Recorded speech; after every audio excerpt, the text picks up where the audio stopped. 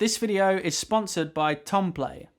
In this video, I've got some quick, straight to the point tips for you for when you're learning to play something from sheet music. So it's more about reading in general, not specifically sight reading where we're trying to do it at first sight, but there'll still be some things relevant for that too. If you have any questions or want to share some of your own tips, then do that in the comments below.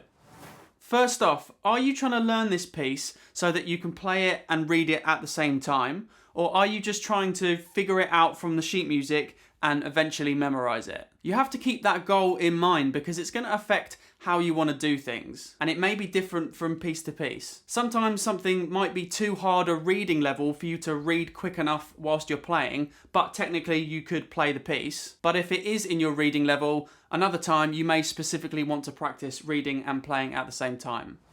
It's important to be organised with your practice. So once you've figured out the best fingering you want to use, you don't want to forget it. So you can make notes on your score. You don't usually have to do every note. You can just do the position changes. Whatever's going to be clearest for you to understand at a later date. Remember, printed finger numbers are often just suggestions. If you find something that works better, make a note of it. And a general tip for learning, make sure to check that you're repeating the same fingers when you're practicing so you build a better habit. When possible, find recordings of what you're trying to learn and listen to them lots. It'll help you get a good general sense of what you're aiming for so you know whether you get it right. You can listen out for the details in the performance to help you play more musically. And it helps you memorize the music, get the structure in your head and get a good sense of the bit that's coming up next.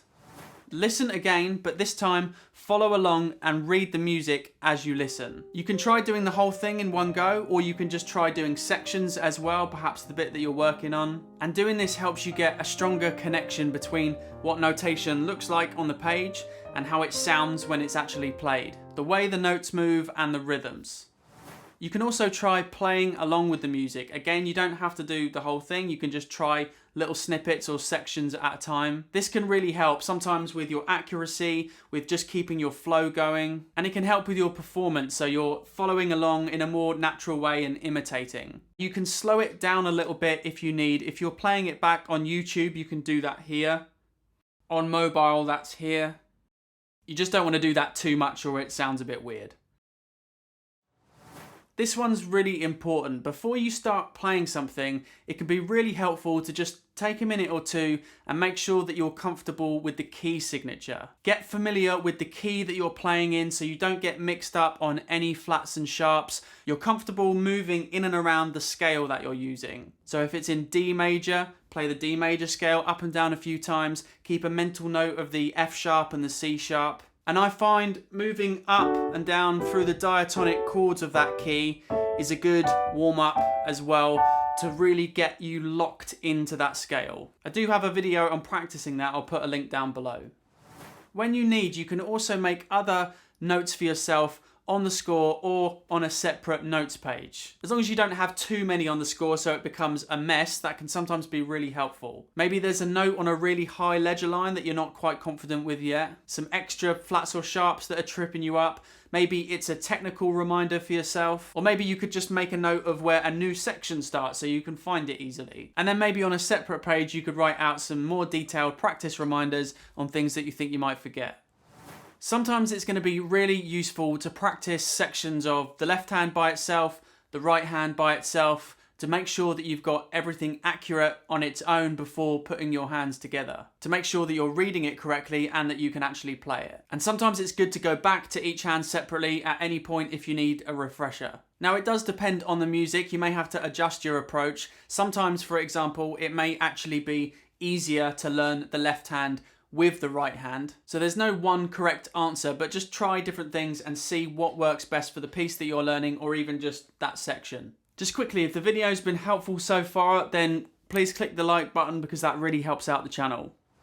A really handy practice technique is to have some what I call no rhythm run-throughs, where you allow yourself to go really slowly and pause whenever you like. You're not concerned about getting the rhythm right at this stage. I love this technique because it helps us focus completely on getting all the notes and fingers accurate whilst making sure we have a real clear picture of how the hands fit together, where the notes in each hand should line up together and when they don't. And once you get this solid, That can often make it easier when you reintroduce the rhythm as well and help get it all together.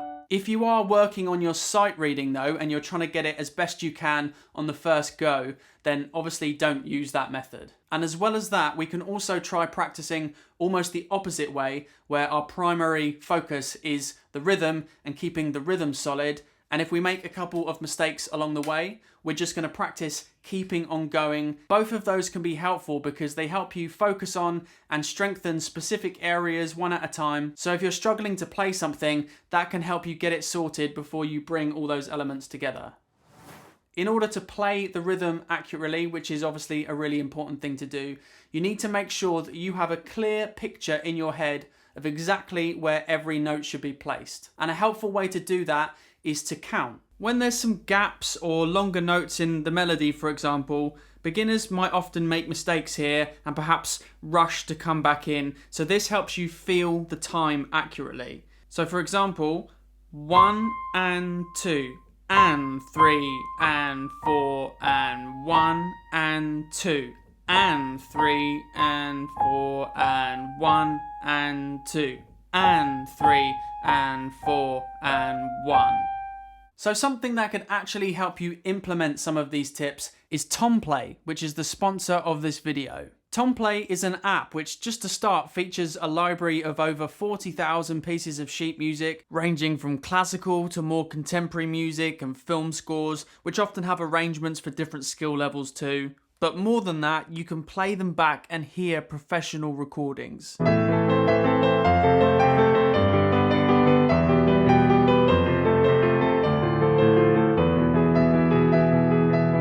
You can play along with the piano parts, but for some music there's also backing instruments and vocals to play along with. So you can also mute different parts, so you can mute the piano part, and I like to practice my own chord accompaniment too and leave the melody to the singer. When the night has come and the land is dark and the moon is the only light we'll see. You can change the tempo to practice slowly and loop sections to work on that one bit. You can add notes and finger numbers to the score very easily, and you can record yourself playing. For more information and a free trial, you can check out the link below, and thanks to Tomplay for sponsoring the video. Something you can do to speed up your reading process is to make sure you're on the lookout for things like patterns. That's fairly obvious, but other things too that may repeat in the music. So maybe you keep coming back to the same note or the same chord positions you keep using, the same kind of or similar phrases.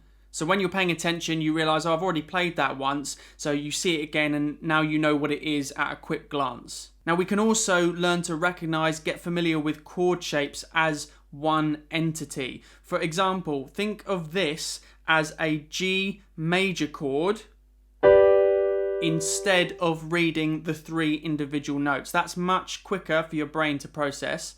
But this is also a G major chord played in the second inversion position. So you can learn to spot things like inversion positions too, and other ways we play chords. You recognize the shape, the spacing of the notes, and again, it's quicker to read. Of course, I know that's easier said than done, but I want to offer some encouragement here, because when you start down this road, this way of thinking, with more time, more experience, and a bit of focused practice, you will gain more and more familiarity as time goes on with this stuff, and you'll start recognizing lots of chords, ways of playing chords, common patterns. When you come across them a lot, use them all the time, and it really does honestly start to get easier and quicker. I know it feels hard now, but it does get easier. And learning to read in intervals, so following how far the notes leap up or down, are really helpful things to do. I want to get into some specifics in future videos as I can't fit that in here. So let me know in the comments if you want more of that kind of content on the channel. Unless you've set yourself the goal that you specifically want to learn something completely by yourself, it can still be useful sometimes to watch some performance videos or even tutorials on YouTube for the piece that you're learning. Try and get the basics by yourself, the notes and things, but you might pick up some really good tips on things like fingers, your technique, or performance suggestions. Record yourself and listen back so you can check for mistakes. You can listen to the things that you've done well, performance details you want to change, places you can improve. Sometimes it's just hard to catch everything as you're playing at the same time. And if you film yourself too, you can also check on some elements of your technique. The last tip is to practice playing without looking, and this really helps you develop a good sense of spatial awareness at the piano. That's such an important skill, and I already made a video you can check out next with some exercises to actually help you improve. I hope that was helpful. Remember to check out that link below for a free trial of Tomplay. Drop any questions in the comments below, and if you're subscribed to the channel, make sure to hit the notifications bell so YouTube actually tells you when there's a new video out. Thanks for watching.